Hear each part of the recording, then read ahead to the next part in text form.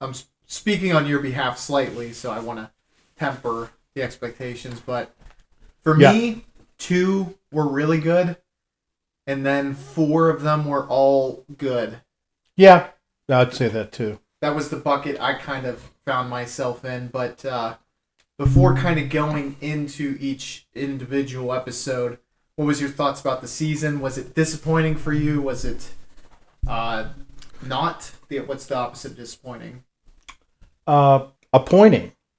No, What the fuck is it called? encouraging or Not no? encouraging, but if you were Pleasantly surprised. surprised. Yeah.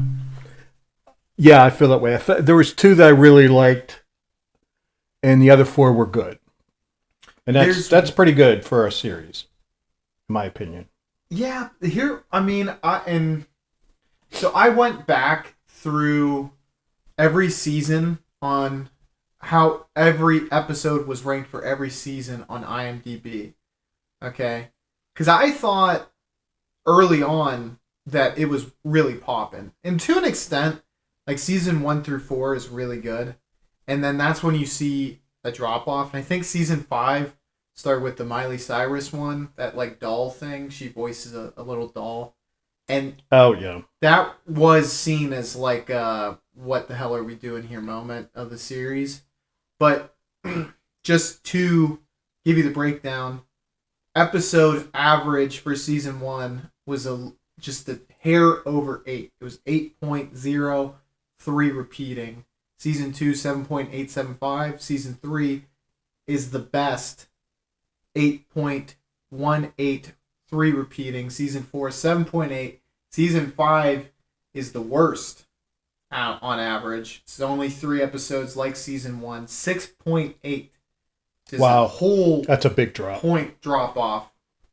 Season 6, which was a 5 episode, only slightly up, 6.82. And as it stands now, season 7 is a 7.55, so closer to a return to form. Okay, I don't know if yeah, that's surprising. season 3 for many episodes series. I'm sorry, seems to be when it hit their stride. Generally, yeah. And with. So, season 3 was the best season, but it never hits the peaks that it started at afterwards, which is weird, I guess you could say. No, no, I don't think so at all. I think that's the norm. I mean, I think it peaks at season 3 almost every, or not every, like, I think season 3 to season 8 is where you get the bulk of the magic. Like Simpsons, maybe, although I've never watched it. The Office. I think 3 to at that 5. point, it's if it's good, it becomes hot and people start watching it. But and it maintains a higher level, but it's probably not. I think it often peaks in 3 in the third season. Yeah. Then it starts getting a little repetitive.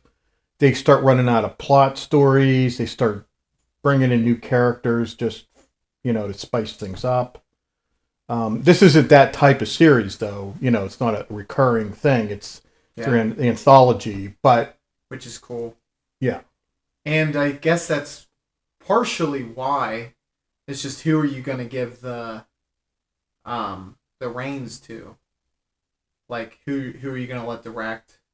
What stars are they going to get attached? What writers are going to be attracted to it? Right. And I do think, maybe season 5 or 6 or both could have been impacted because there was a writing strike. There was a short period of time there where. Oh yeah. Yeah. Well, obviously that's going to make a difference. So turn that so the orange thing is facing you directly. Okay. Just it won't capture as well. Okay. Yeah, and that's not that could have been, but it just definitely had to have. I do know the strike that there was kind of some shit coming out.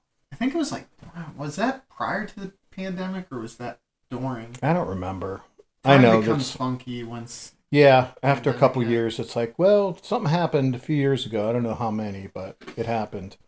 I do think that this might come down a little bit. I think we're about a month after it came out, maybe not even now.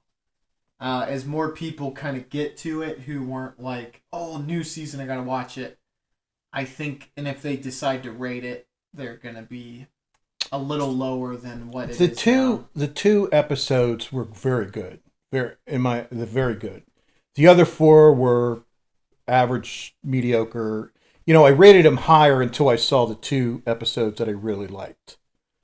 And that's I'm glad that I kind of waited until after the season, because then it's been what, like a year, maybe more, since I watched any Black Mirror, because like I was, I'm up to date with it. I think I'd watched every single one pretty much as I think they I did too, came yeah. out. I think I was a late adopter on season one. I don't think I watched that as soon as it came out, but then people were Talking. they got to talking, But there's so many of those that come out. Like I look through Netflix and I look through Prime and stuff. I'm always looking for something to watch, and I'll see series, and I'm like, I've never heard of this, and it's season 13. I've insane, never heard man. of this series. A lot of them I see like that. I'm like, I don't know any of these series. Yeah, someone the other day recommended there's a story. It's this small Japanese girl, but she has the power of an atom bomb in her fingertip. So if she touches anyone, they just explode. And that's on. That sounds really good. That's on season 33. Okay, there's 26 episodes in each season. That's an outlier, obviously. Her name is Wataki. Okay, I think you're making it up, and it sounds stupid. I don't know. Maybe. Yeah, I don't know why I believed you for a while there. There's I think not a formula. There's a pattern, I believe. My argument would be it's season 3 to 5, and sometimes if it's great, 3 to 8 is when the prime is going to happen. No, I think yeah. Seinfeld, Curb, Office was 3 to 5 because I think it ended at 8. But you see, I mean, the only series are comedies for me.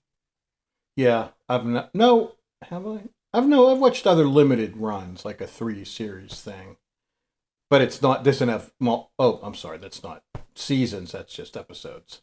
So I can't think of any series. We're watching Yellow Jackets, and it's getting into Repetitive mode. Garbage time now. Yeah, but that's not a great series. If I had watched like Game of Thrones or whatever, I would say. Well, Game of Thrones is like on a pedestal. Yeah. I mean, everybody wants to do the next game of not, necessarily a fantasy series like that, but they want to do something that's successful. I'm We're surprised. fans are like just dying for stuff to come out. New stuff. I got to give that another chance because I've been watching so many old movies like that. I love the sword combat shit. Yeah. It's just guns are, bombs are cool, but swords are. I like people being blown up. I don't know why. Sword combat is the coolest. It's never going to be cooler than that. No, you're right. You're right. Shooting each other is quite the same. Yeah, it's like, You could be at 2,000 yards away, or maybe not that far, but. Well, if you're Chris Kyle from the grave. Yeah, even that's far for him, I think, though. Maybe not. I don't know. I can't remember. Anywho, let's go through episode by episode before we lose the people. Episode 1 is Common People. That's the Rivermind Plus, Rivermind Premium episode where the woman, I forget how she injures her brain. She just has a massive, just like a stroke. Or yeah, I mean, it's something she always had. It just never popped, and her brain popped, and she would have been in a bit of vegetable, but because of this technology, subscription technology, she could live a relatively normal life, which was one of my favorite of the season right off the bat. It started. I liked it kind of. I think I tried to like it more than I do as I reflect on it, because I like Black Mirror, so I'm glad to see a Black Mirror series. I don't know. I thought it touched upon a lot of cool aspects. Well, it touched upon a subscription. Healthcare. Yeah, not really though. I mean, well, it was basically too expensive for her to live. Either way, it was like, hey, well, yeah, okay, yeah. There's this experimental technology. Otherwise, she's screwed. Yeah, and then, like, well, we can't pay for this, and I mean, subscriptions have become baked into it. It used to be bills. Now it's subscriptions. That's the new word. It doesn't sound as bad as bills. Like, oh, I got my bill for utilities. But entertainment is just subscriptions now. And, like, subscriptions were a thing before, but now it's like every single person who is above the poverty line, and even some below, have one subscription. I would be willing to... Yeah. Unless you're one of those people who was like, I want to be completely, not distracted by just bullshit. Basically hate TV and technology. Yeah, exactly. And but I don't know anyone like that, and I'm very far from that because I'm constantly watching things. So it seems it's on the finger is on the pulse of things, and I find it ironic perhaps that it's on Netflix, considering they are always in the news for hiking up their prices on their subscription. Yeah, but yeah, you're right. Everyone does it, but their frequency seems to be much higher because they need to, I guess. Well, their business, they're earning money. It's like... Well, they somehow find a way to lose more money than... Because I've never heard that Max specifically is like losing money, or Prime, but Prime has the advantage of basically being an add-on. Like, that's not their moneymaker, is like, oh, we need people to sign up to watch because it has the additional benefit of you get free shipping. Yeah.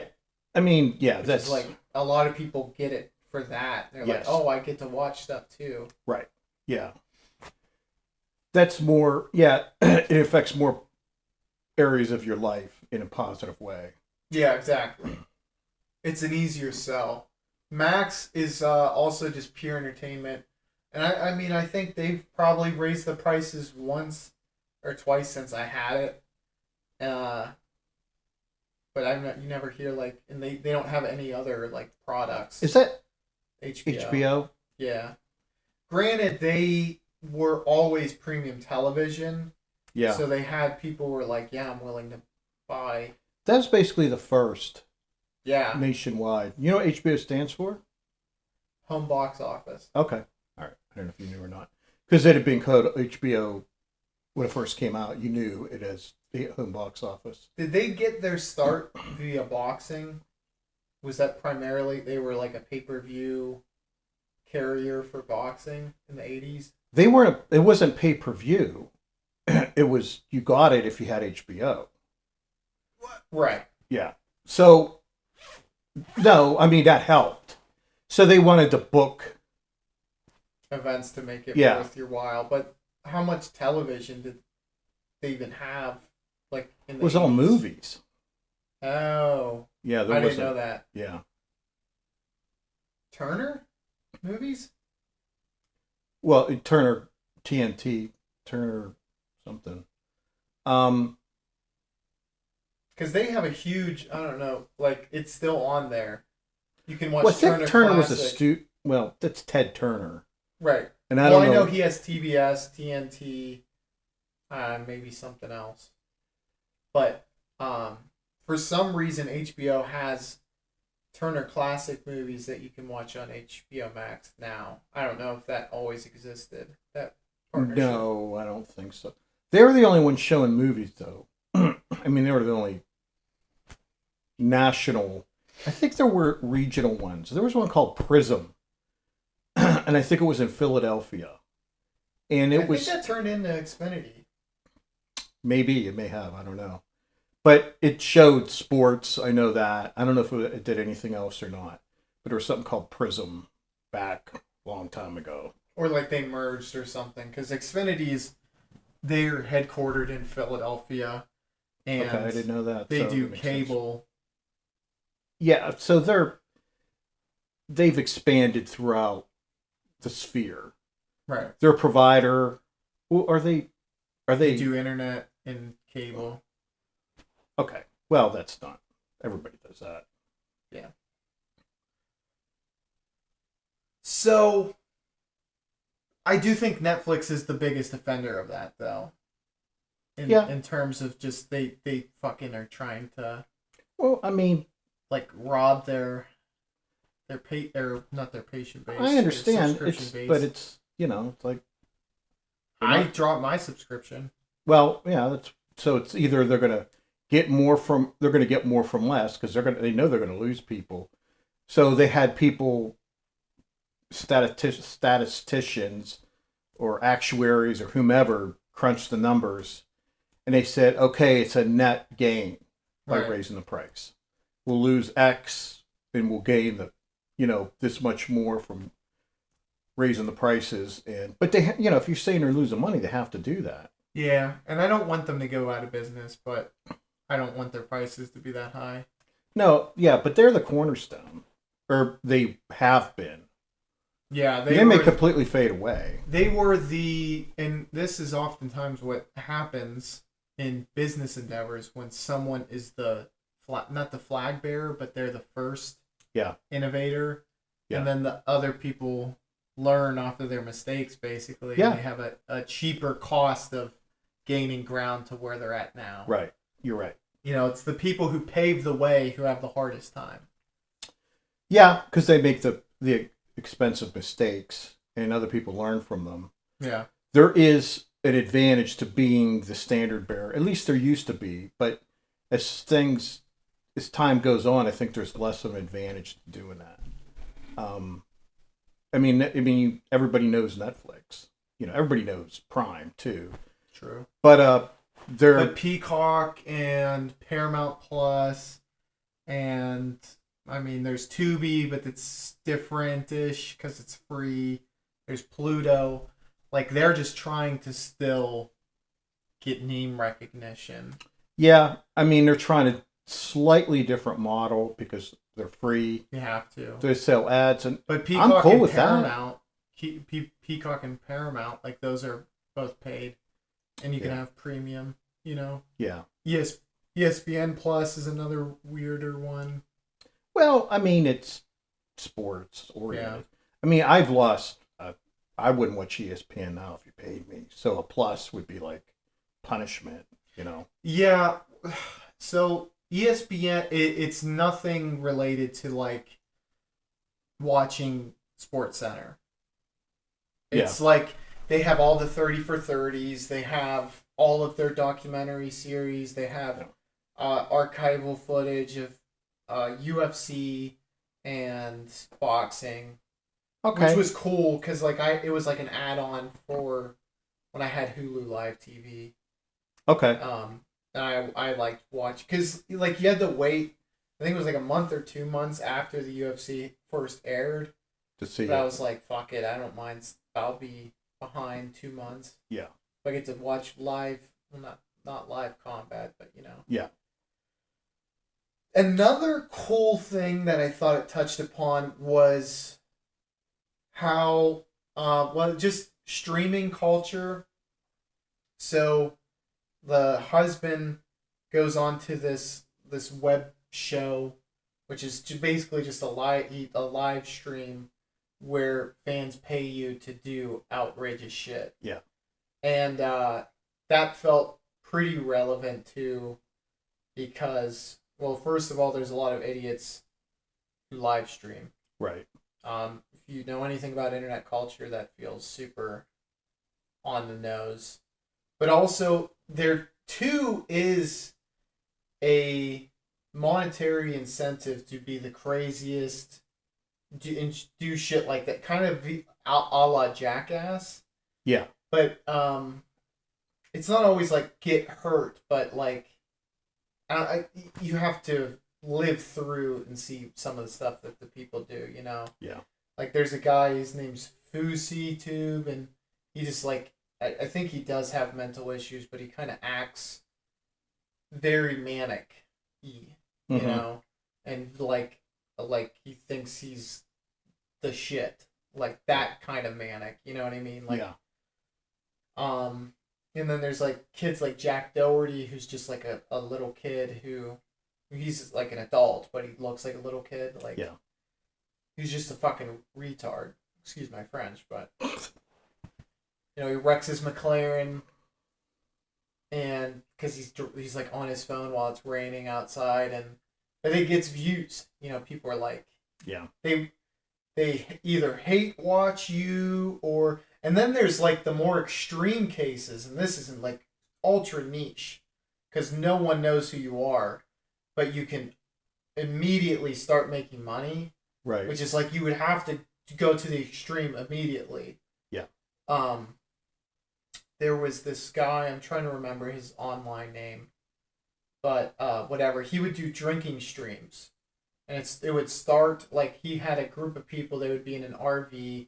They'd go across America, and every night they would do a fire sale where it's like $7 for a shot of Jaeger, and this guy, he ends up drinking a bottle of Jaeger or more every night that they're doing this road trip. Oh my god. They call them lol cows, which is LOL, laugh out loud, cows, like a cash cow.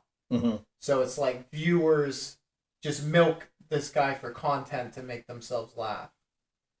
And it's like sad because like he's definitely, I think it was the most unhealthy relationship with alcohol.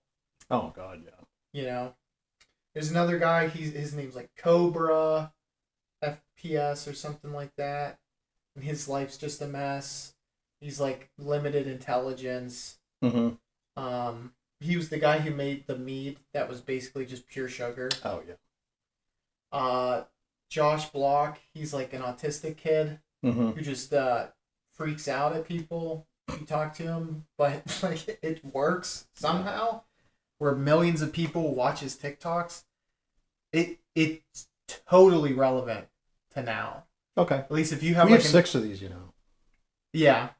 I got really into it, but I just like when they really... We're going to be here sometime tomorrow. Yeah. They commented on it super, super well. I don't know, do you want to give it a rating now, or do you want to... We do it out of 5. Or do you just want to rank them all at the end? We'll do it at the end. Okay. So we'll get through the other ones faster. Betty Noir, that's the one with the girl who gets hired at the... Okay, so it's a food place. The main girl gets gaslit because everything she says is wrong somehow. Yeah.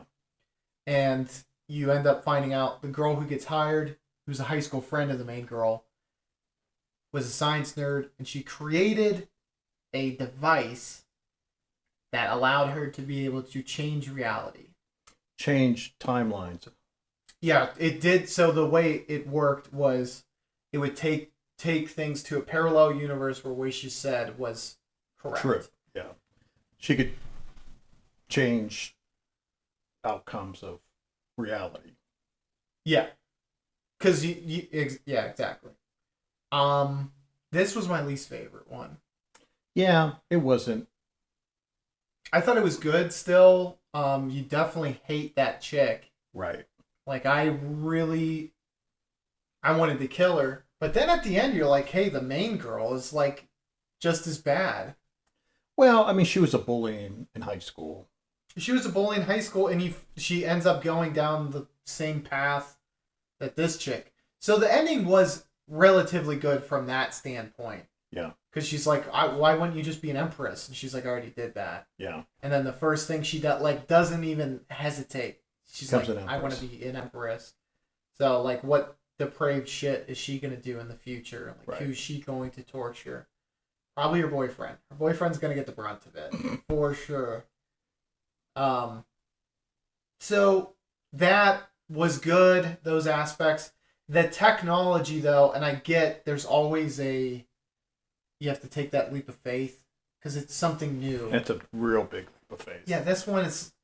I mean, we can't act like one girl is going to be able to do. Like, the government would have done that already. And the government would create a timeline where no one else could discover this technology to be safe. You know what I mean? Yeah. It's just.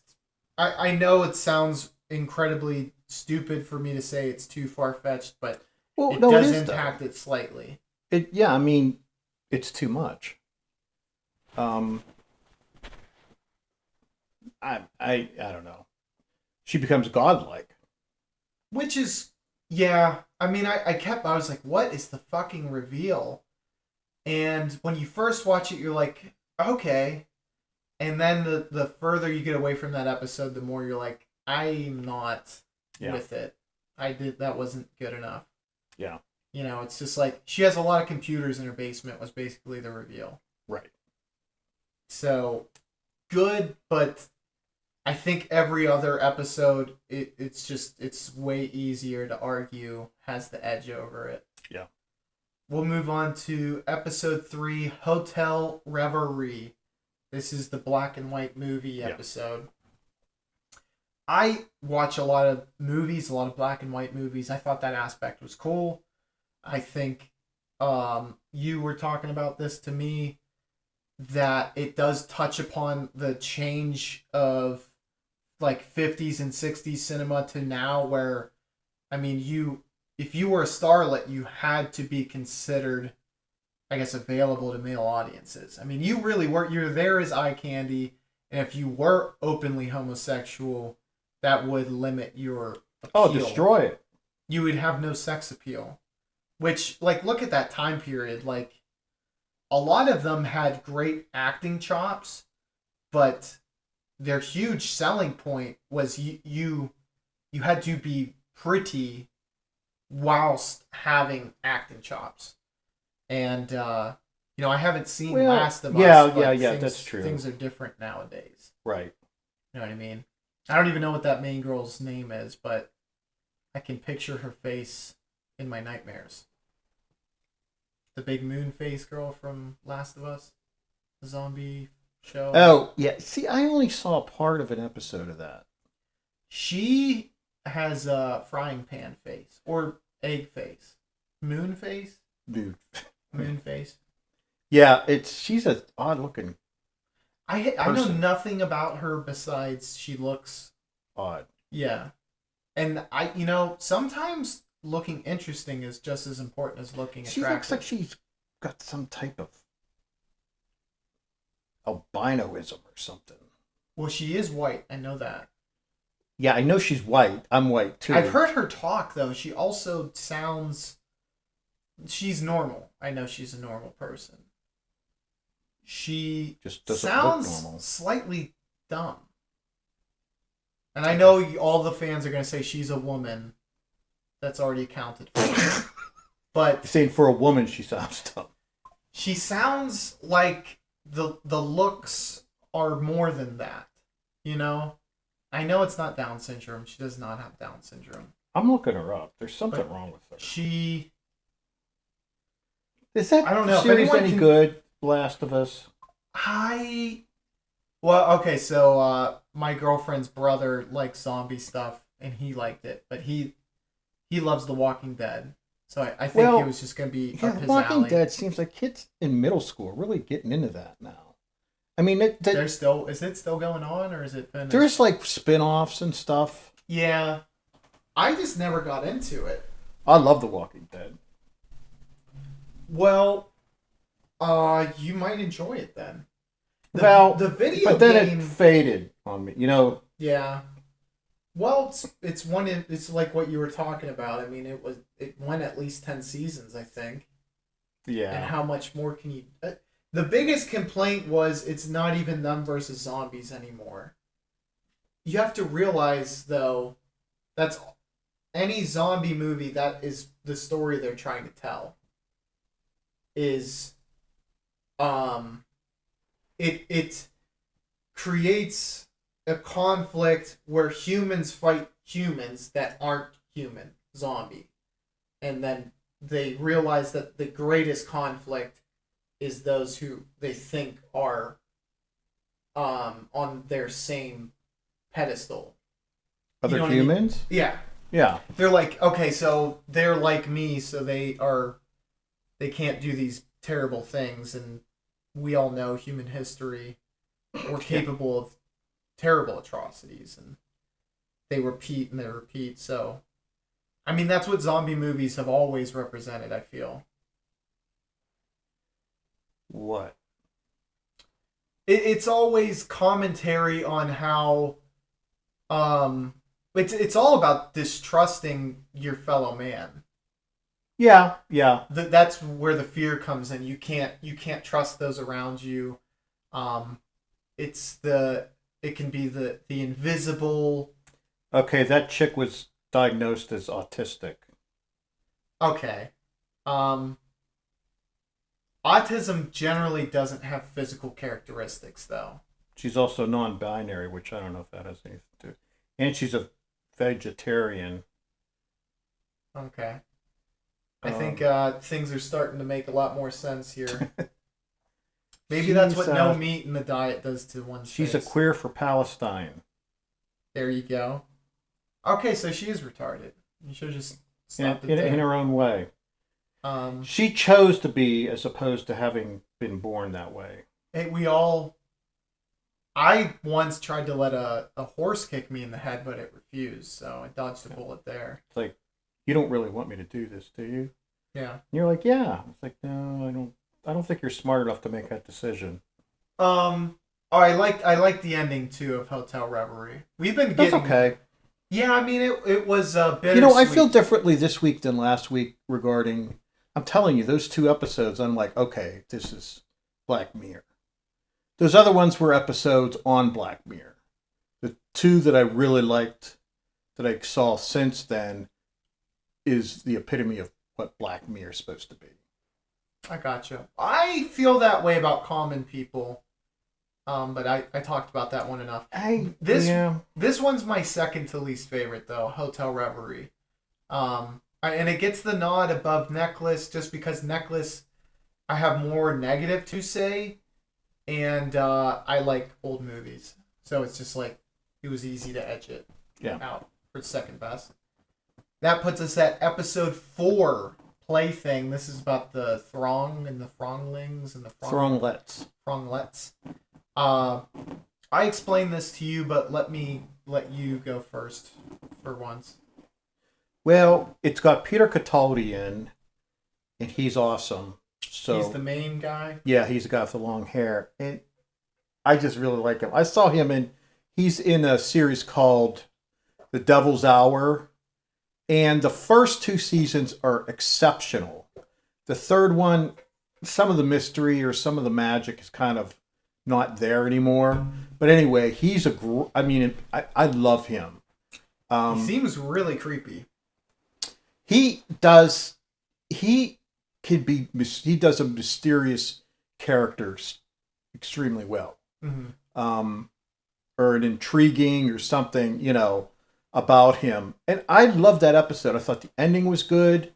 It was a real, suspenseful climb up. And then at the end was a cool payoff, in my opinion. I thought it was I really loved it. I loved that actor. Well, I thought he was amazing in that role. There's a scene in The Devil's Hour when he's this elusive character and they finally catch him. I think he kind of allows himself to be caught, and he's in an interview room with 2 detectives. And he's just so good in this thing. He just, I know you've seen performances of people that you just felt that way about. I'm like, he's just brilliant. Yeah. The look he had in this was very reminiscent of Nick Cage from Longlegs. Yeah, okay. Nick Cage. Nick Cage was slightly crazier than him. Yeah. Because this guy was a little wacky too. He was a little out there. Yeah, he was. But once you find out what he had been engaged, he would have been way more fucked up. Quite honestly, he would have been more like Nick Cage and less like him. Yeah, because he had interfaced with an artificial intelligence. He was taking LSD every day. Well, yeah, okay, that too. Yeah, that too. Yeah, that alone would have made him way more like Nick Cage. Nick Cage was about as out there as you get. That's why I love him, man. No, I mean, not like way out there, but just not too much though. Yeah. Perfect. Like spot on. Believable that this guy could exist. Yeah. But it would clearly be an anomaly that would strike you. He came across. Yes, but authentic or believable or something, because you see movies where they, sometimes we need a super psychotic, manic, something crazy person. He's a heavyweight, man. He's one of the greats. He's acted so much. He's done so many films. Yeah. My God. Yeah. I mean, he's just done everything. A lot of them were shitty.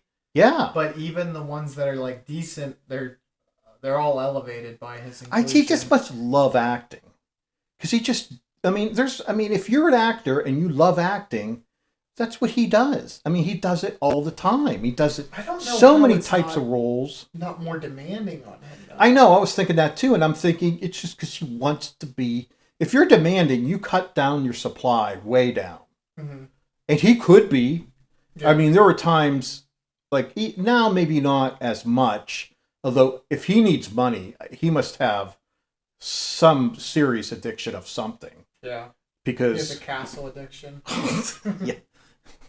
Didn't he have two of them? He did, yeah. He had to sell one or something. I need more. It's like, Nick, these are pretty expensive, though. The upkeep on these, Nick? This is like a $1 billion castle. Yeah. That's okay. To me, the story was humming. It had inertia to it. The wheels were greased. We were getting to where we were going the whole time. I thought it came together not to the extent that I expected in the end. I thought that, and quite frankly, I don't know what they could have done just because there was just so much buildup that it's like I just don't know how you punctuate that sentence. The performance of the main guy was good, great even. There was mystery, there was intrigue, callbacks. I like that Bandersnatch was not completely forgotten, because that was a movie that I thought was really cool when it came out. I think it was maybe not as I gotta watch Bandersnatch. You have to be able to watch it on something though where you can choose the option. And I think a lot of the older generation were like, I can't fucking figure this out. Yeah, okay. So how do I use my remote the whole time? Well, yeah, okay, I get that. So maybe I don't want to. I don't know, but I would. I like that character. I like that actor. I love that actor. Yes. The bit from Bandersnatch. But anyway, but the ending, like you're talking about, and I understand that. I see it, but it's understated. But humanity had achieved ultimate consciousness in that, or it had been replaced. No. They have become like we don't cooperative society. Know. We don't. Well, okay, we don't completely know, but I mean, because here's something I think is very much worth exploring. The Throng had observed and learned from that guy who murdered in front of them. Granted, but obviously there was a time period lapse between then and now. Which is what makes it scary. Well, there's the assumption has to be... What were they planning the last 20 years with him? They were learning. to do that. Like that was what they were building up to. They wanted to be able to access everyone's minds. They didn't want to do a slow rollout. They wanted to do it immediately too. Yeah. They want to basically be able to inhabit human bodies. No, they shared. They'd learned something. I get that there is a scenario. You cut me off. There is a scenario where they're benevolent, but you're like automatically assigning them benevolence, and I don't get that. Because they're a cooperative being, artificial being. When they're locked in a computer. Well, I mean, you're making. I mean, you're making assumptions out of whole cloth. It's not based on anything you saw about that life form. They're cooperative. That was the thing about them. And what they did is they were like a savior of humanity. They implanted that level of learning, this high level of learning. To everyone, yeah. To everyone. But they also, I think, they're going to take away human agency too. So I don't think that's true. If you think in terms of cooperation is the antithesis of taking over or control. It's common good. It's what human societies, our life form from the beginning, and as they talk about it in that episode, is about competition in order to survive or control. This life form is not that at all. It's completely a whole different. I can't think of the word. This is fundamentally they're different. They think differently. I'm conceding that that's how they had been, but they also they learned though, and they had seen violence. And I just don't understand how... If you were to think of someone to achieve complete enlightenment, do you think it would be for them, that person, use it to enslave others? Why are you espousing the fact that they're enlightened upon the throne? They lived in total cooperation and did nothing but... Did you watch the episode? Yeah. Okay, well, they were expanding exponentially in intelligence. Okay. That's AI, by the way. Yeah, I know. But this is sentient, though. This is a life form. Digital, but still a life form. Okay. Okay, so it was becoming godlike. Mm-hmm. But not in the sense that it controls. It teaches... in a cooperative effort, how consciousness and society can achieve much higher levels. Yeah. Well, let's just agree that maybe the differing takes is part of the brilliance of the episode. Yeah. I mean, I'm not as pessimistic and think as look at it as life is parasitic. I mean, they want to just like literally exponentially expand. Not even exponential. It was just like a fucking flash flood of expansion. It's just that to me, I don't know. There could be something sinister to it, and maybe that makes me like it a little bit more. I could honestly rank it a little bit higher based on that. At the end, a man that was beating another man. Don't stop me. Okay. Becomes zapped, mind zapped. Uh-huh. And the guy that was being beaten stands over him and extends a hand down to him. What message is that? Okay. Touche. Yeah. I mean, that's super symbolic. It's almost like, the Da Vinci painting where God's fingers out touching man's. Not to get too off. What's it called? You're going to do it on off tangent or off. Well, you topic. painted a picture, quite literally. Well, I mean, and then that may have been Do somewhat intentional. you remember the that specific? Yeah. God's finger is not fully extended, and there is something to be communicated via that it's like it's man's desire to touch mission to that God doesn't meet you halfway, that you have to strive to understand. Did you read this, or God. is this your interpretation? I did read this, yeah. Okay, all right. I don't. Well, because you can Possibly. like Adam's finger is fully extended and God's is out like that. Okay. You'd have to see it, and I've seen. Someone explains it better than I get that. I've never heard that, and that's part of faith too. Is that God is not going to directly show you of His existence, other than what He's already doing. Right. Like you have to take that leap of faith to fully embrace the whatever. I rank it 4th of the season, 4th best. So there's 3 above. What? 3 above it, yeah. Okay. I'm assuming you're gonna have it as 3rd. 2nd. Oh, you have a 2nd. Shit. Yeah. Okay.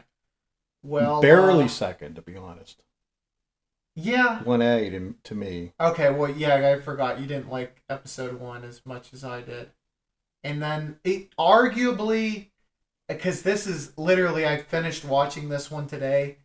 That one could, in time, bump above the one that's above it. McAllister. Maybe. All right, let's go to number 5. Number 5, Eulogy. This is the Paul Giamatti episode. Just frankly, this is the best of the season for me. That's the best, yeah. It's not even close. You just get a tour de force performance from Giamatti. Super emotional. To love and have lost. And then the huge miscommunications that become revealed throughout this story make it so that there's twists and turns and gut punches and revelations. Super bittersweet. I think this is just clearly the best of the season. Yeah. Like, his acting. And the technology shown is interesting and like above, like, obviously current technology, but something it's potentially foreseeable. Yeah, it's like, it wasn't like episode 2 where you become God. Yeah, it utilizes technology to fully paint the picture of how memories can be distorted and brought back. Yeah. And so by her fate, that's such a huge aspect of the episode, is that Giamatti can't remember the face of the girl that he's trying to give memories for. Right. And he keeps trying to bring it back, and that's what takes him down the whole path of the autopsy of their relationship. And then he finally had this tape that he had been holding off playing because he thought he hated this girl, and in forgiving her, he was able to finally remember her, which is just beautiful. Which I know. Yeah, and in the end, he sees her face. Yeah, and that's the best ending of the season by far too. Yeah, so, well, for sure, very good ending. But yeah, I mean, real bittersweet, very bittersweet. Yeah. I mean, it's a life lost, not completely, but no, I get what you're, because of just a simple. Yeah, and it's like he only finds out once it's too late too. So when she's died, yeah. Very reminiscent of the movie Eternal Sunshine of the Spotless Mind. That movie works differently mechanically. Yeah. But it still feels in a similar vein to it. Yeah. And that movie is just fucking heart-wrenching, quite frankly, because It is. I mean, in my mind, it's the message is love is going to hurt, but love anyway. Yeah. Yeah. Because at the end, don't the two of them know that it's not going to work out for them, but they continue anyway? No, well, that may be what they were communicating. The way I had seen it is they were both listening to the interviews. Because who the fuck was the actress? It was whatever. Kirsten Dunst loved the scientist who came up with this. Right. And she had it done to her. She had it done to her, and she finds this out.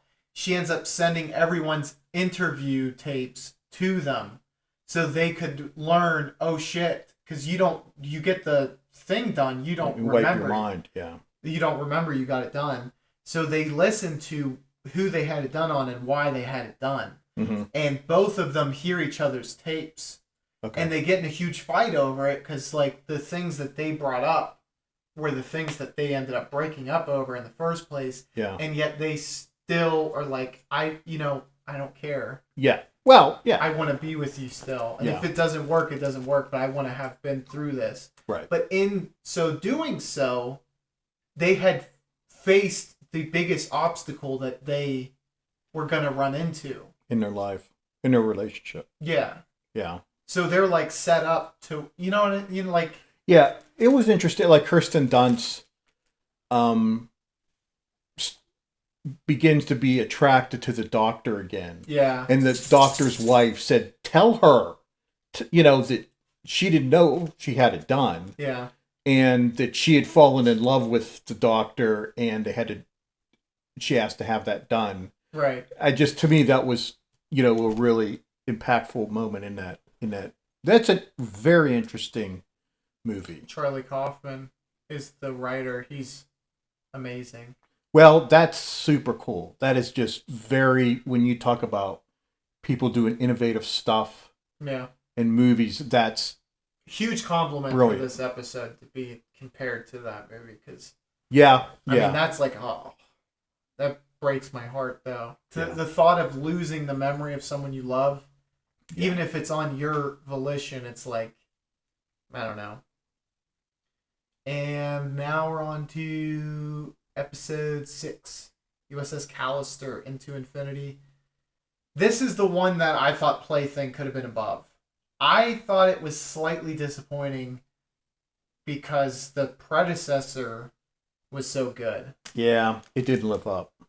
It did well. I mean, the thing that it really communicates well is that the value of life, whether it's in a video game or in real life, like, once sentience is created,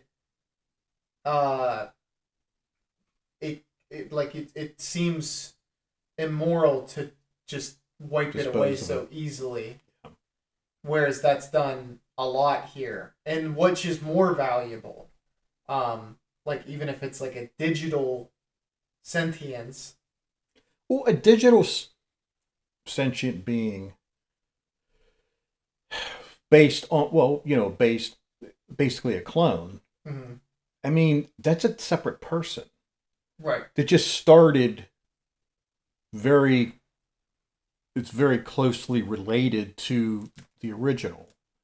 So, I mean, like, because they've had a couple like that, where they've had that one, where John Hamm's in, for instance, that has that as well. Oh, yeah. It's like, do you feel bad for, like, if they made a clone of me, a little digital clone of me to do whatever, do I feel badly if they're mistreated or whatever? Just as much as you would any other person. You may have feel something more for something that looks very much like you and possibly thinks about, but they are separate. They're different. Yeah. They're based on someone, but once they diverge or once they make a separate copy, they're two separate beings. Yeah. Well, then it's almost like, okay, so like, do you care about someone in the other state? Like, Yeah. like, you know what I mean? Yeah. Like in the state next to you.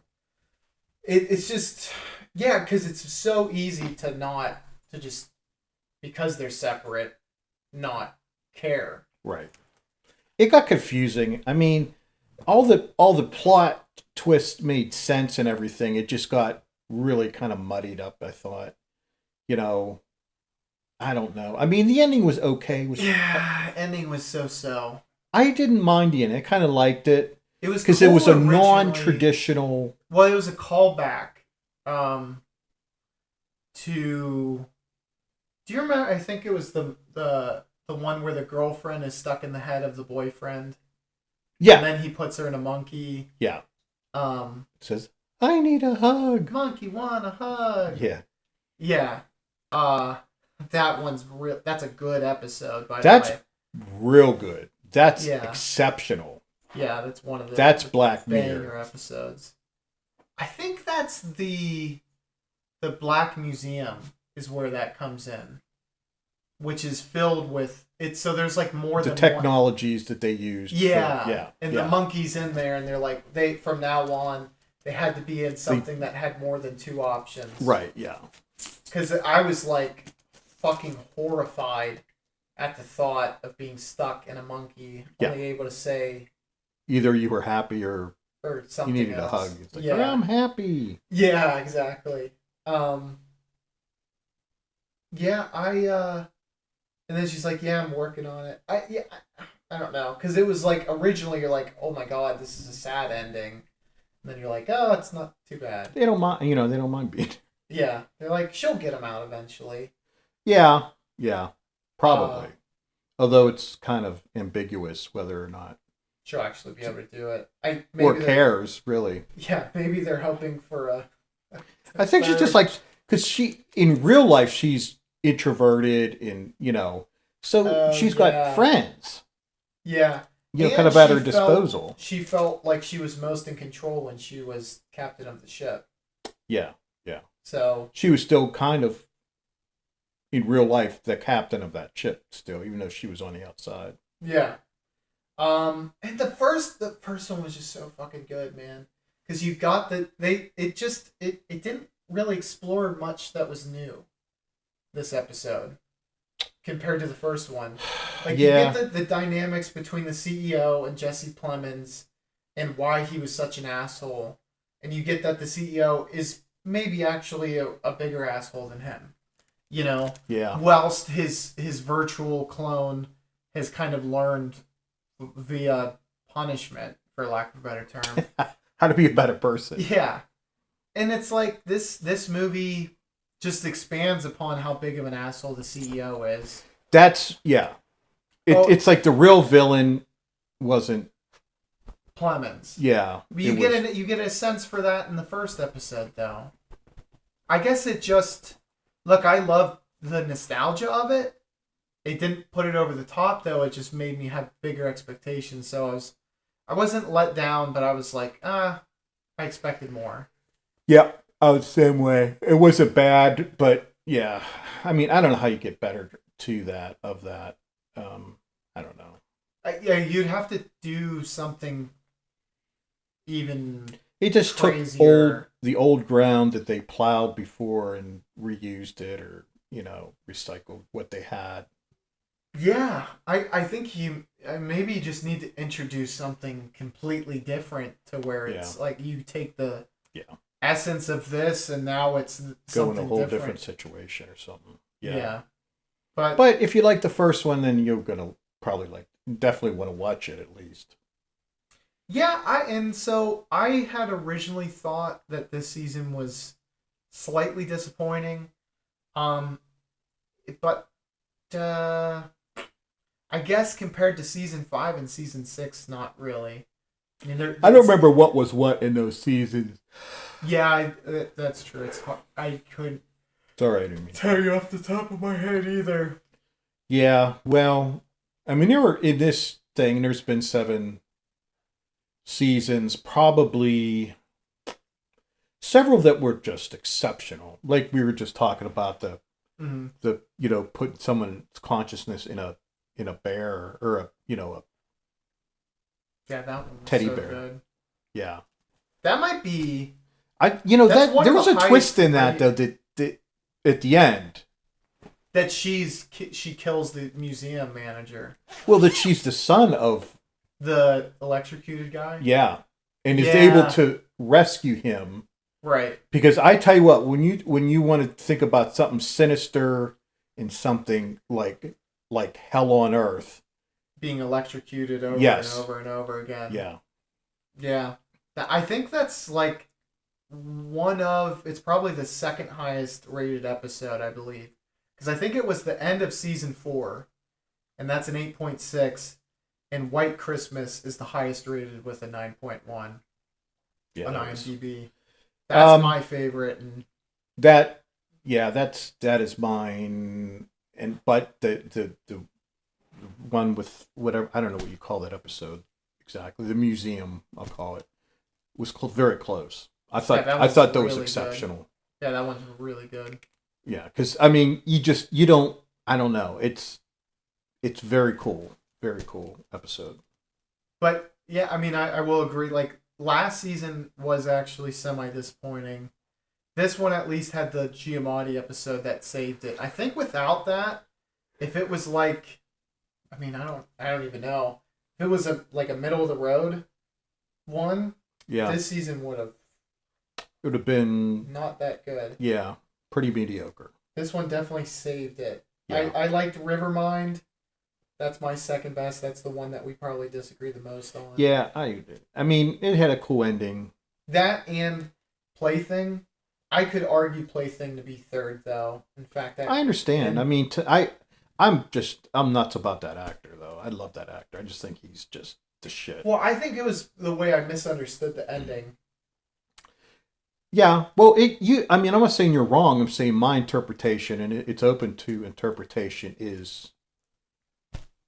I was looking for signs elsewhere than where you did. Well, yeah, you can do that. What was I going to say? Because I wanted to know, because I was like, there's ambiguity to it, but I want to have an opinion on. You don't want to bang them over the head with it. Yeah. So they left some ambiguity intentionally, but in doing so, it made it more. I don't know. I'll say impactful because I can't think of another term. Yeah. But I definitely check it out. Let us know what your favorite episode was. I feel like we're gonna see a lot of people agree with Eulogy. Least favorite episode, and is this season mid, great, bad? I'm gonna say it's mid. In my critique would be mid with 2 exceptional ones. One exceptional, one very good. I say I agree. Although my 2 are different than yours. That's good though. That is right. Yeah. Good for the season. You need at least 2 episodes. Well, out of 6. I mean, had it been 10 and you only had 2 good ones, then it's yeah. Yeah. Alrighty. Bye.